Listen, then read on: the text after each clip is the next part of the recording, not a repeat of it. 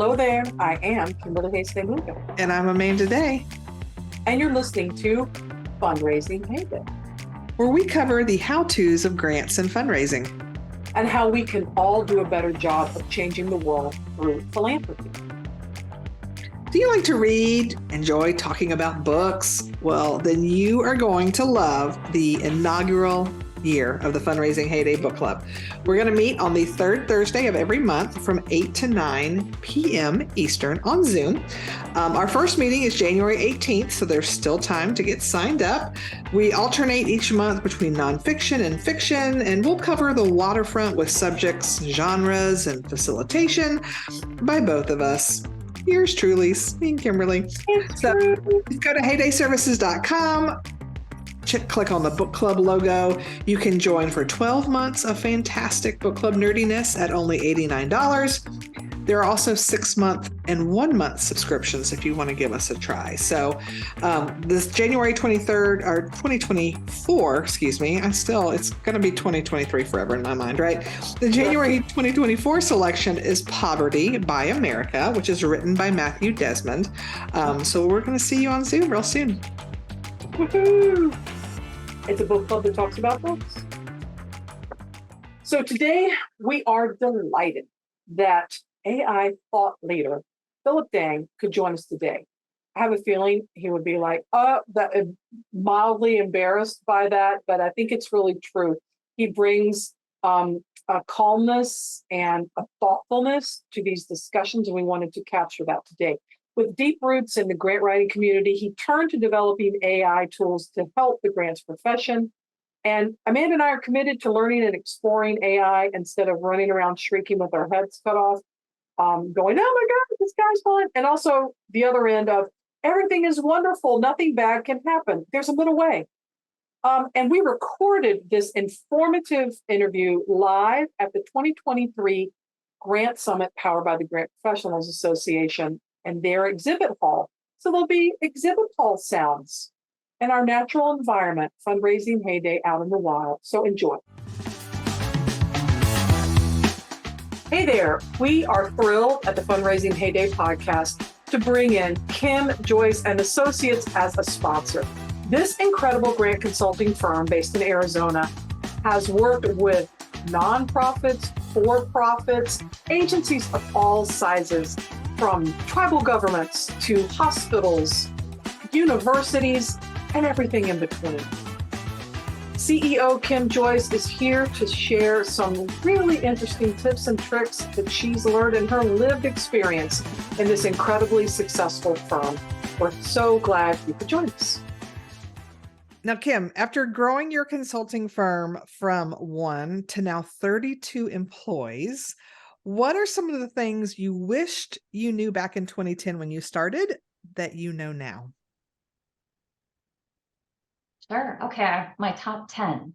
I love it. Number 1, always trust your gut. Number 2, we're all human and we all make mistakes, even though it still tastes like vinegar when I say that. Number 3, double check everything every time. Number 4, as long as you're in the grants field, you will always be on deadline. It's stressful. Number 5, hire a proofreader. For those of us who thought we didn't need one, we do.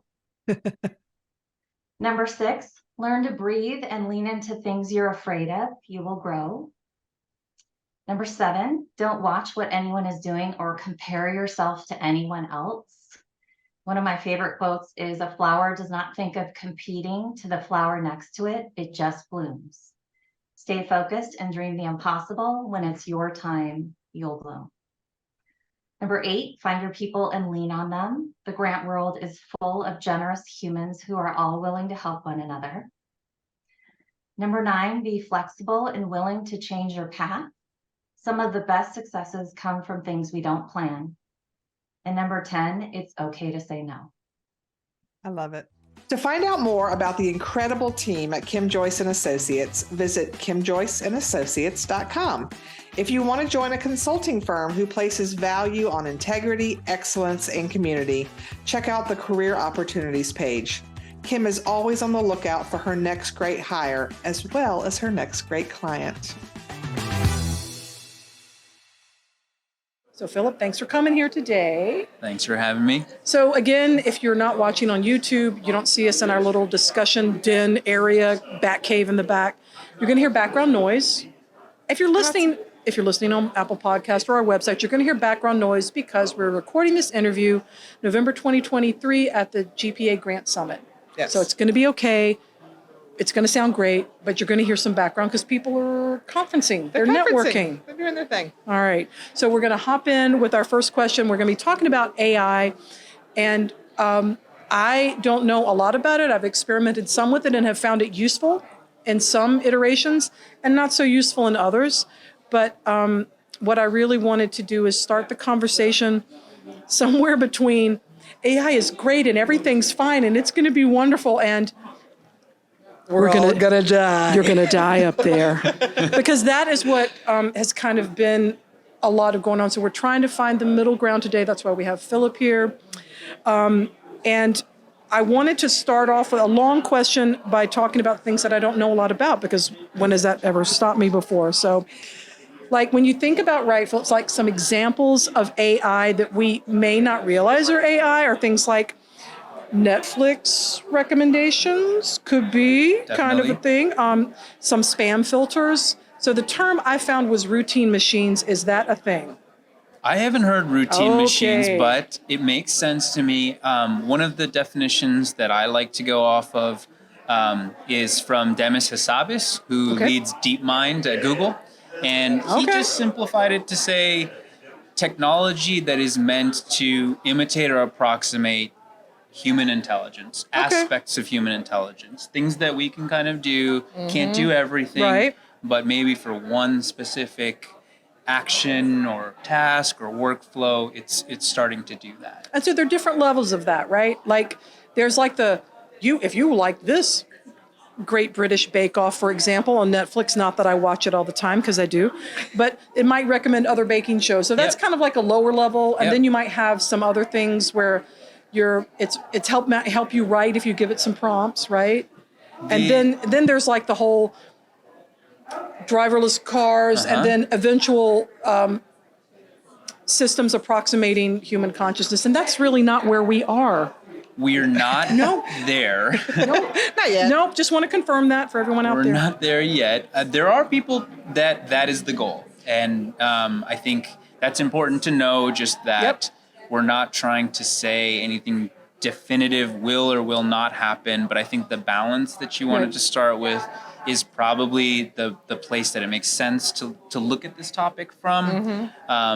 We are in a media environment and almost a cultural moment where extremes of everything are just what really commands polarizing. attention. Yeah, Sadly. So sometimes it's really quick that you can get off from the sensible sort of nuanced discussion of a topic. And then just to bring home your point about what is AI, in all of those systems that you mentioned, it's kind of looking for patterns in data sets and then to a degree taking some kind of action, sometimes an automatic action, like recommending. Predicting what might come next based on patterns. So YouTube video recommendations. I'm not on TikTok, but the whole thing that makes The algorithm that is that- the yes. algorithm. That's AI. So that's probably actually one of the most influential forms of artificial intelligence still would be something like a TikTok algorithm, which is just shaping a massive amount of our conversation. It's certainly destroyed several nights of sleep for me. I know I'm not the target market for TikTok, but oh my God, I put it on my phone. I'm like, oh, well, I might find some writers on. And it was like the first hit is free. And it was like 3:00 in the morning. And I'm just like, what's the next one? What's the That's next why one? I'm not. Yeah. Oh, no, no. That's I why had- she's no longer I on had to TikTok. take it off I had to Yeah. take it off my phone. I So know. I can't handle that. and that's why I was making that face because I'm like, yeah, TikTok. Yeah. Well, TikTok and I are not friends, but it's because it's not AI. It's me and how I interact with AI, Well, which it's is kind just- of another kettle of fish. figured out a pattern about you, like what you, so. I Isn't it? guess Yeah. I ended up with it was like welcome to Black Farmers on Twitter, and I was like, hi. I mean, the video. I remember that the video popped up. I'm like, hi. Hi. It's me. Hi. I'm the problem. It's me. I learned a lot now. That's where I found the tea lady. Yes. So yeah, it all worked out. We did get good tea out of that, so thank you. So I think Amanda has a question of something that we were struggling with defining, and maybe it'll come up later. And to be clear, like, part of me wanted to say I don't use AI because I haven't even dabbled in Chat GPT, but clearly I use AI you do. because in a lot of things I'm learning. Or and in the case of TikTok, it uses you, and don't be afraid. Don't be afraid. that. Or actually be afraid. And so what we're learning too from Philip is some of the language and some of the things. So we may be using language that some of y'all who are experts are like, that's not what it is. This is why we're here. We're trying to figure it out. That's right. So when it comes to particularly using AI for writing, for grants, for nonprofit work, a lot of people are worried about, where the information is coming from and what, if I'm putting something out there, is it now available to everybody? So we would love to talk a little bit about different systems and how Different are they levels of open? availability. Yes, is it open and the whole world gets to see? Are there closed systems on things where it's a little bit safer if you kind of want to dip your toe in the AI world? What's the differences and how does this all work? Right. We've got 3 hours. Go, Philip. No, I'm kidding. No, it's a perfect question, and it's actually one that I've started to focus more on answering in the conversations that I've been having. What I've noticed, this is a theory, but most of us are operating with a mental model of how software works, which we've all pieced together sort of intuitively over years of using software.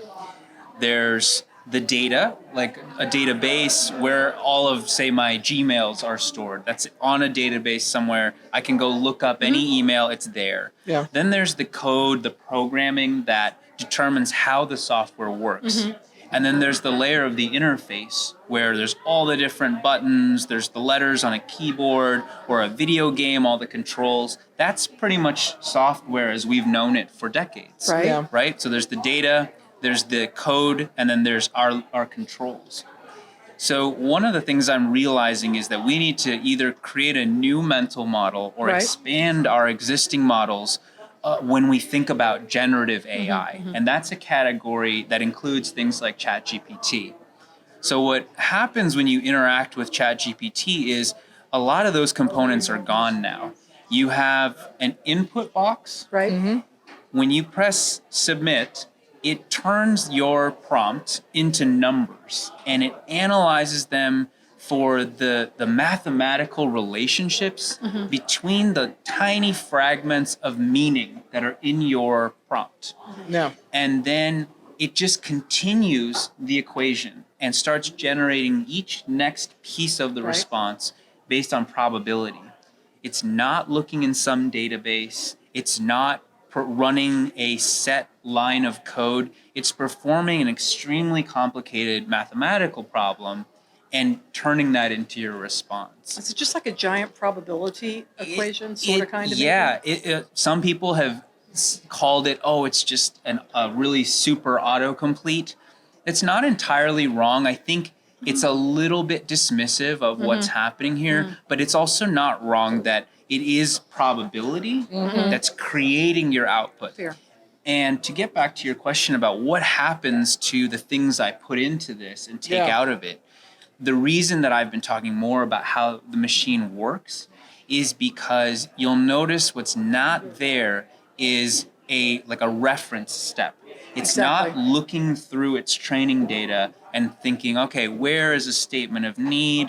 Oh, here's a bunch of statements of need. Let me pick number 4 and give it back. Okay. That's not what's happening. It has studied a massive amount of writing on the internet, which includes grant proposals, and it has mapped out these incredibly intricate mathematical relationships between the individual characters and fragments of words across all of that data. And so it's actually using mathematics to give us back what it thinks is the answer that we're looking for. It is not looking up And copy and excerpts and pasting. copying and pasting. So the important thing is to think about, okay, if my data if I'm using GPT or a system like ours, which is not part of the training data sets, then your information is not going to pop back out to somebody else's. If you are publishing a lot of your work in high volume and it's all over the internet and it's scrapable, your work may go into a training model, but at the same time, it's unlikely that your exact text is going to pop out unless somebody is asking for a famous quote. Okay. But what may come out is your style or the way that you write. And so we have to start thinking about intellectual property, privacy, and those kinds of concepts differently. And I think it starts from understanding how this new machine works, Yeah. and that it's not looking up anything. So the where we have to be protective of our intellectual property, I don't want people kind of focusing on the wrong door Got it. when the threat could come from a different direction. The call could be Yeah. coming from inside the house. Oh though. my goodness, it is inside the house. That's funny. Exactly. Couldn't have said it better. Yeah. No, but I love that because that's exactly how I was thinking of it. Is it just goes I can out see and it the finds light the bulb best went answer and it goes cut and paste and there you go. But it's way more technical than that and way more complicated than that. Or less. I don't want. Or that's I think true. the way that you just responded means I think you understand. Yes. How it's working. So it's actually, I don't want people to be intimidated. I think we are all more technically capable than we allow ourselves to feel, because this is a really powerful technology. It is really complex, but I think you just got it. Yeah. Well, thanks. My work here is done. Yeah, Yeah. we're good. And thank you for coming today. See you all. We're out. So when I've used it before, like I've just used, now it's 3.5, like ChatGPT. A couple of times I was struggling with some blog posts and I was like, yeah, can you do me an informal this covering these things about this? And I found the results actually led me to look at that and go, ew, no, that's not right, or I wouldn't write it that way. But then it's like, oh, but I like that point. And for me, it became more of a, if I was stuck, maybe there's something that is going to come up in a slightly different way. And then I was able to take something and then put it into the blog post. So, I mean, if people are like, I don't know, it's like, I found it useful. I was able to get something that might have taken me an hour. I was able to kind of get unstuck in less than 5 minutes. Yep. But I also noticed, it wasn't, I won't say that it was inaccurate, but it was like, it was almost way too generalized for what I was doing. So I guess I would say from other colleagues who were like, well, all the stuff's going to be wrong. Because I wasn't asking for strictly factual things, it was more like sort of an op-ed versus an article. But I was able to look at that and go, okay, this is not working. This might work. I like this and I'll put it there. But I was doing the discerning, and I think maybe that's sometimes where conversations fall off the rails because people are like, it's going to say 2 + 2 is 5. I'm like, yes, but you'll know that it isn't. That's not, so you can fix it. We were joking about it. It's like, and we know that the world, well, most of us know that the world is not flat. And so if you do get some crazy things coming up, then it's sort of your job. Yeah. Just like if I look at examples of federal grants that you can get through Freedom of Information, right? Some things will work. Someone might make a good point. Yeah. Some of it is not germane at all. Yeah. Well, to me, I would almost liken it to, for someone like me who, like, I've written a lot of grants over topics I know nothing about, right? So working in local government, I've written grants for police departments, fire departments, stormwater. Okay, but to be clear, Let's you be found clear. out about it. It's Oh, not, yes. okay, just so. But that's the thing is I found out about it, and how I found out about it was I would sit with said police officer, said Subject engineer, matter experts. and talk to them and take notes. Now, did I take verbatim what they said to me and dump it in my answer? No, because it didn't. It gave me the info I needed, but it didn't properly answer the question. So to me, it's almost like it gives you some information that then you have to decide what's the important pieces, what's accurate, what's not. I mean, maybe not exactly the same way, but to me, it's not that different than you talking to your subject matter experts and discerning, but you're kind of having to put a little humanity in it too, I think, right?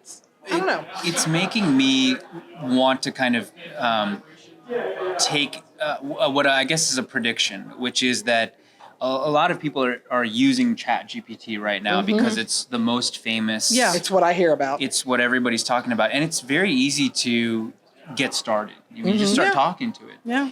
But one of the things that I think we're going to see is that we're going to start seeing the abilities of the language model move into software that is a little bit more purpose-built for different tasks. So I keep hearing that people are using ChatGPT and they're getting very generalized answers out that they have to fine tune. But there is, and I won't use this as a time, but the program that we've created, it is using your language, your actual writing, Yeah. and the writing abilities of the model. So when you have it answer a question or reformat, it is your words. It's just reshaped and reformatted. So I think what a lot of people are maybe experimenting with and then thinking, oh, this feels like somebody else's writing. That's because the way I describe it is it's like going to a restaurant where you can order a dish and it's going to be made with the restaurant's ingredients, right? Versus having a chef come to your home and cook the same dish with your ingredients. You'll know what's going into it. So I think we're going to see more of the latter, where we're not all using this one chatbot as this general purpose everything tool. We're actually going to start having more and more tools built for our particular jobs. That makes sense. And I think earlier, so before we started talking today, the question was, I was like, what's the difference between open and closed? And I wasn't using the right words, but actually what you just described was what I was talking about. So it's like Chat GPT, I'm like, okay, let's see what we got.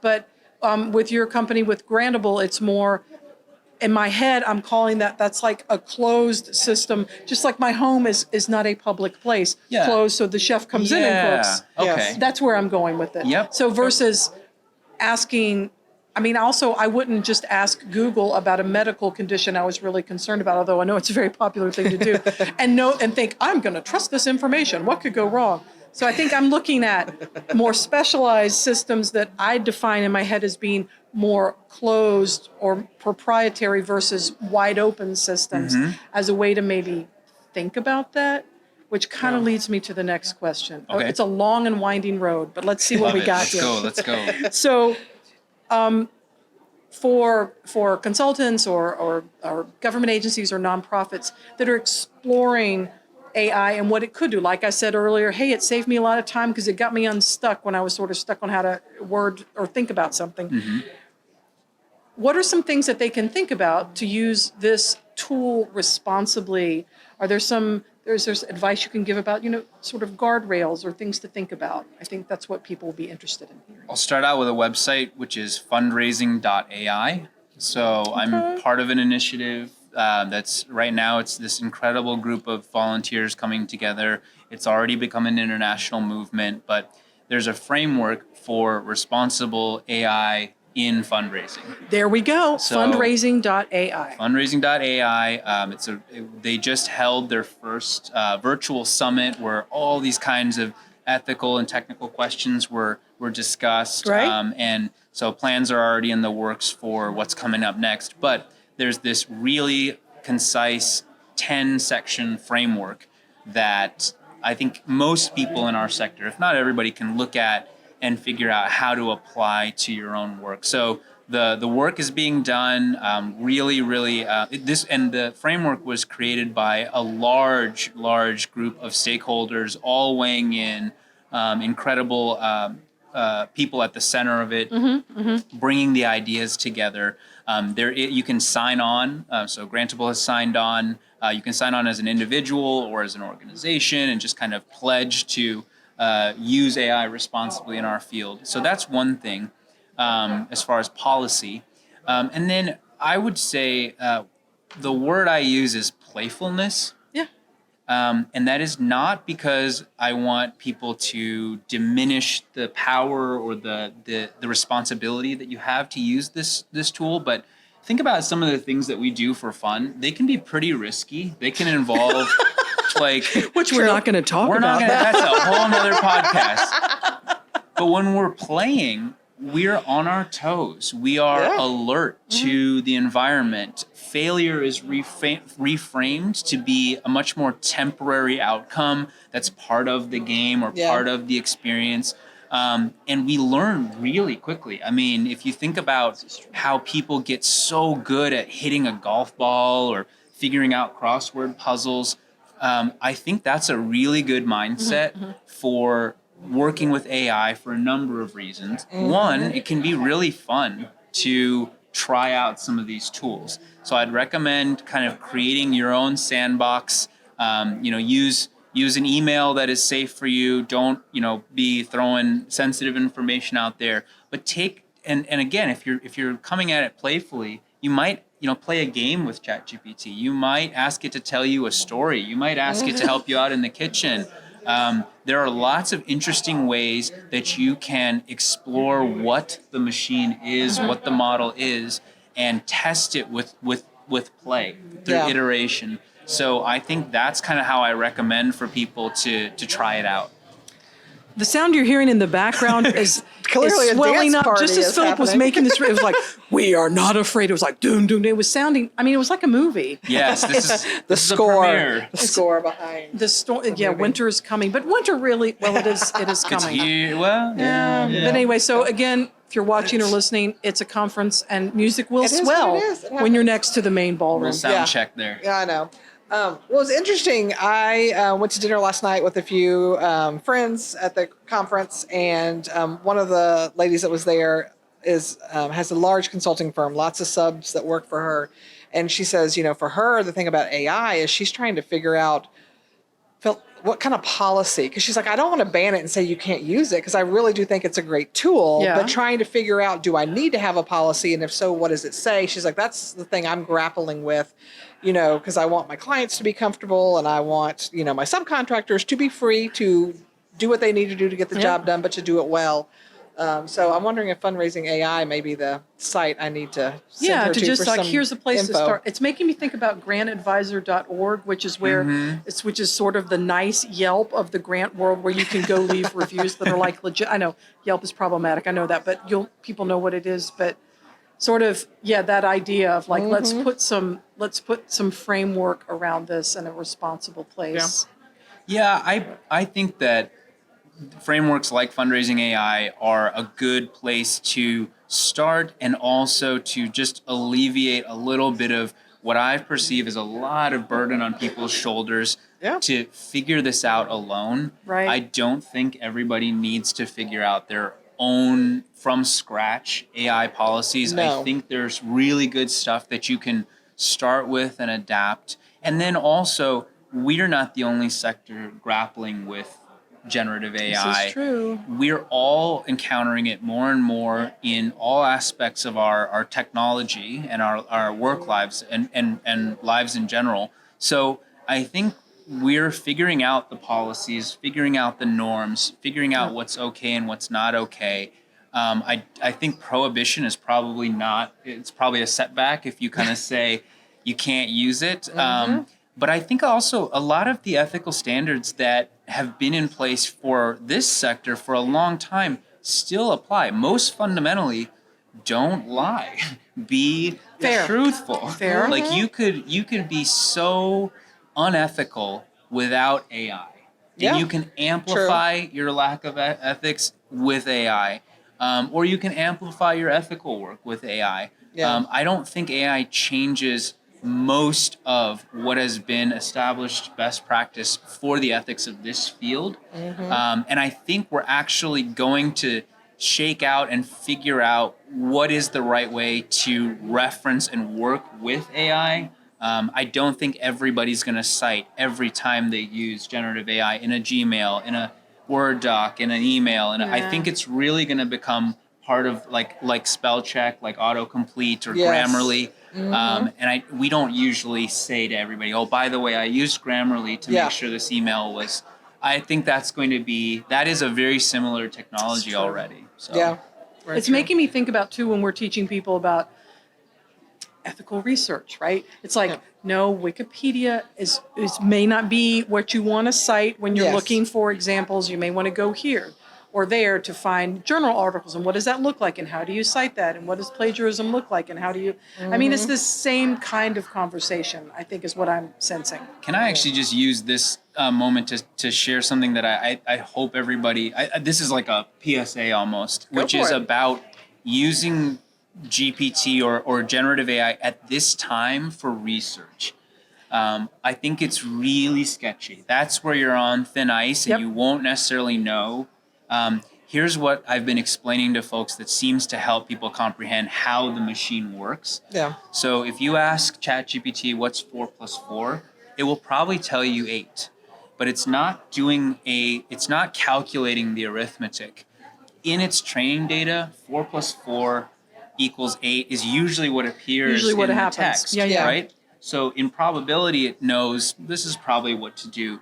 But if you have a random 6-digit and random 7-digit number multiplied, it will know large number times large number equals another large number, and it will complete the action. It will kind of put in all the numbers and look right. But if you check it, it's probably not going to get the correct answer. Because it's not doing the math. It's not doing the math. Yeah. See, you definitely get this. So when you do research, if you're asking for something very, very consistently referenced in text, like the capital of California, Fair. it's probably going to get it right. But the more you ask for something specific or less frequent in the data, or a combination of factors, the thinner the ice that you're on is. So I would just say there are companies working on figuring out how to combine generative language abilities with research and data and referencing. I would just say right now, consider that sort of like an advanced level usage. Where we're not there yet. Don't start there. You can kind of use it to help a little bit, but only do that after you've played with it a bit and you kind of understand where it's brittle. Goes. Yeah, exactly. And I think I was using it as a comparison, so I wasn't that's suggesting. great. But yeah, it's like you don't just. I wouldn't go to, like we said earlier, I wouldn't go to Google and go, I have this bump, and it's like, you're gonna die, or it could be, oh, it's nothing. It's like I would go to a professional. So I think it's the same thing. Like, well, I just scraped the data, and I think the answer is Sacramento. Is that right? Yes. Okay, good. Correct. That girl can scrape her data like no one I've ever seen before. But legit. On that point too, you know not to trust Google because you're an experienced Googler. Yeah. If you brought Google to somebody who'd never seen the internet before and they got that knowledge, they might say, That's true. "Oh, It's that's a well, I saw it computer. there, so it must be right." So you've gained search engine literacy, and so what we're at right now At least that's one thing I can check off. I feel like, way to go. we Thanks, need man. to develop AI literacy in the same way to know, okay, that maybe is something I need to check on. Well, with that, kind of warning in place, what would you say for nonprofits, grant professionals who are wanting to make use of AI to the best of its ability? What should they be advocating for as far as like what is a good use of it? And how can, I guess would it also depend on what platform you're using? Is that where you're going to go? Well, sort of, I mean, so obviously I'm biased here, but I think Grantable is a really good solution if you're trying to save time and write grants at a really consistently high level. But I also use in my life, I use ChatGPT sometimes, but actually I would say less and less. Yeah. I use it for things like, a big reformat. I like using Notion. So Notion is something that my co-founder and I use for a lot of our, it's basically our collaboration software. And we've seen demos on Notion. I'm wondering if it must be the same one. It's probably. Where like it all was your stuff presented, lives there, it's more right? like everything lives there. Yeah, But so doesn't sound like that's well, it is. It's that one. It's a really. It's got a kind of a high a learning curve to it because it's so flexible. That's also kind of what gets in its way. It does a lot of things. Yeah, but I sometimes I'll use it to help me restructure things or figure out outlines and then help with that. But for my blog, I spend that's entirely me written, and then sometimes I'll use it for a summary, right, or a title, or I'll ask it for a few titles, and then it's like you said, I'll get some ideas. Like my post this week was not AI generated title. That was a me title. I tried using AI and I didn't like anything that but I just kind of stuck with it. But I actually write still separately for my blog without AI assistance. But one thing I used it for that I find it's wonderful is I was creating some curriculum and I had it generate the multiple choice comprehension quiz, which is really, really nice. So like you just, here's all the content. Please create, 10 comprehension check multiple choice questions at such and such college undergrad level. Nice. And it just comes up with, and some of the questions were too easy. So I said, make it a little bit more challenging, and it made it the answers more nuanced. So that was pretty cool. I was smiling because that just sounds like fun to me, but that also made me laugh because I'm like, how geeky am I? Fairly. On a Likert scale, I think I'd be edging toward 4.5. But anyway, talking about playing, talking about something fun, could be for training. I'm thinking about that'd be a fun way to. Oh, absolutely. Yeah. Training is cool. I ran an AI focus group. So I said, please act as 10 different grant professionals from different backgrounds. No, you didn't. And then I just asked the group questions and had them each answer as their identity, and just asked a lot of different questions. And with that, it's not as good as 10 real people in a room, but I could do it in 30 minutes. And it just made me make sure that I was thinking about the curriculum from a broader lens to make sure that I was considering angles that I hadn't. That's smart. And I didn't use any of that content as in data. It didn't go into anything. It was literally just, it was as if I wanted the synthetic experience of having talked with a group of people to kind of challenge where I'm coming from making a curriculum. So it just brought up different viewpoints and perspectives and helped me kind of think through, so that's kind of another cool way that you can approximate some interaction with people. Yeah. So just another quick PSA. We're not suggesting, and Philip is not suggesting. And then you can use that as focus group data for a grant you're writing. Because we're not taught. No. That's a really good point. Just to put that out there, that's not what this is. And also maybe another caveat. The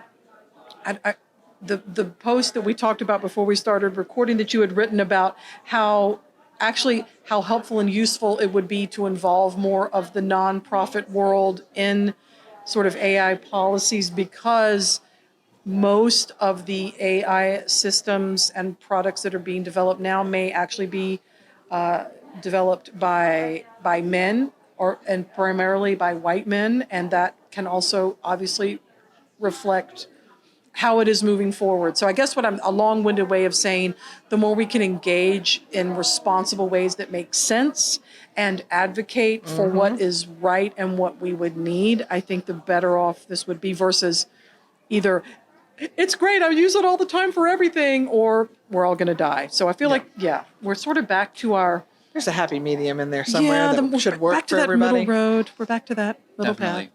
Yeah. I think this technology is unlike any other in terms of needing a set of values and needing to be human-centric in a way that nothing before has required. And the private sector, especially the tech sector, which is developing these tools, doesn't have the best track record of achieving those outcomes.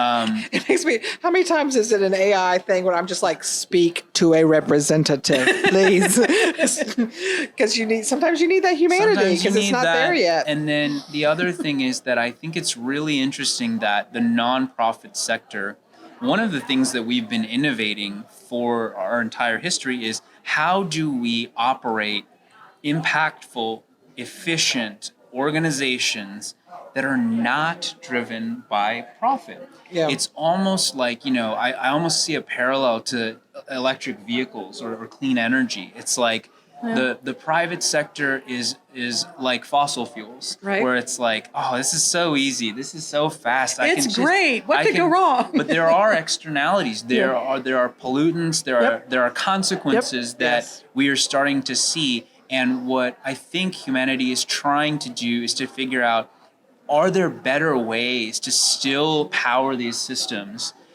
with, let's say, cleaner motivations? And I think one could look at the nonprofit sector as a laboratory or an innovative sector that has been trying to figure out, how do we power large-scale organizations, large-scale programs and impact that is not primarily linked to making more profit? How can we do it through generosity? How can we do it through grants? How can we do it through these other means of propelling missions? So I think that has actually given us the intellectual property, this really cutting edge thinking that now the tech folks working on AI could, I believe, really benefit from knowing how to think about setting the rules, writing policy, figuring that kind of stuff out. So that's the broader call to the sector. I think that's a great way to Yes. bring this conversation to a close. Although this could easily be like a 12-part podcast, which probably fills you with fear, where He's we like, could "I'm here go for on it." for such a long time. I know you publish a lot. You are the driving force of Grantable. But where if people are curious and they want to learn more about the work you're doing, or maybe following you or getting in contact with you, what is the best way? Please, so grantable.co is the website if you want to try out our software. I put my heart and soul into my newsletter. It's at philipdeng.substack.com. It's Philip with one L, and it's called The Process. And then on LinkedIn, please feel free to do a connect or do a message. I tend to have a day or two every week where I kind of go in and go through my messages. So I'm not an Sure. always on social Sure. media person, but I'll try to get back to you. And I see there's a lot less comments on my blog. So that would be the place if you want to To really cut connect. through, just leave a Oh, I comment on my see. newsletter and Yes. I'll definitely Yeah, see yeah, it there. yeah. So Awesome. engaging there would be really cool. Yep. Nice. Well, Yeah. thank you so much. Thanks for Yes, having thanks, me. Philip. I'm a huge fan. Well, right back at you. Nice. Thanks again to today's sponsor, Kim Joyce & Associates. If you want to learn more about career opportunities and client relations with this growing business, visit kimjoyceandassociates.com. That's KIMJOYCE and associates.com. So we hope you enjoyed this interview with Philip today as much as we did. I learned so much, and I love getting the opportunity to explore these issues that could be turned into how-tos in the future, but it's really important to understand the whys and the ways and how it can work for us. Absolutely. It was a great conversation. So we're very honored you chose to spend your time with us today hearing from Philip. We hope you'll join us again in 2 weeks where we are going to talk with the amazing productivity guru, Beth Z. She's going to break it all down and help us get it done. So we'll see y'all then. Yeah.